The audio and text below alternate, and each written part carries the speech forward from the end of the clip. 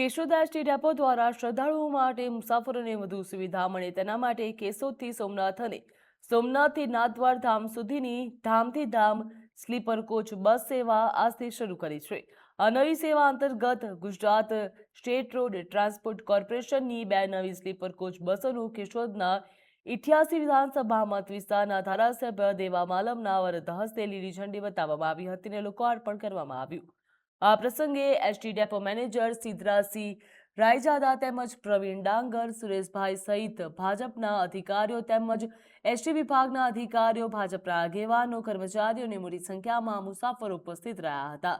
ધામથી ધામ નવી સેવા શરૂ થતા હવે કેશોદ વિસ્તારના યાત્રાળુઓ માટે કેશોદથી સોમનાથ અને ત્યાંથી સીધા નાથદ્વાર ધામ સુધી આરામદાયક, સુરક્ષિત અને સુવિધાસભર મુસાફરીનો લાભ મળશે। દરેક ધારાસભ્યને બે બસ ફાળવી પ્રજાલક્ષી કેશોદ નાથદ્વારા 12:30 અહીંથી કેશોદથી ઉપડશે, સવારે 5 વાગે નાથદ્વારા પૂગશે। આ ઘણો ટાઈમથી રજૂઆત હતી। દરેક ધારાસભ્યને બે નવી સિમ્પલ બસ ફાળવી એમાં અમારા બીજલ બાપાનો ખૂબ સુંદરવાની ઈચ્છા હતી કે તમે 2 બસ પાસ કરાવો, તો અમારી રજૂઆત લઈ ગૃહમંત્રીએ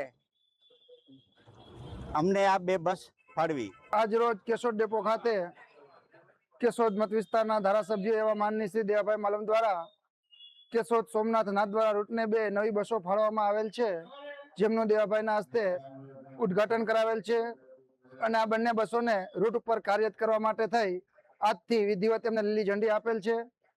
કેશોદથી સોમનાથ જઈ સોમનાથથી નાથદ્વારા જતી આ સ્લીપર કોચ બસ ધામથી ધામની સ્લીપર યાત્રા શ્રદ્ધાળુઓને ખૂબ જ આરામદાયક નીવડી શકે આવા હેતુથી ભાજપ સરકાર દ્વારા બંને બસોને લોકાર્પણ માટે કેશોદ ડેપોને ફાળવવામાં આવેલ છે।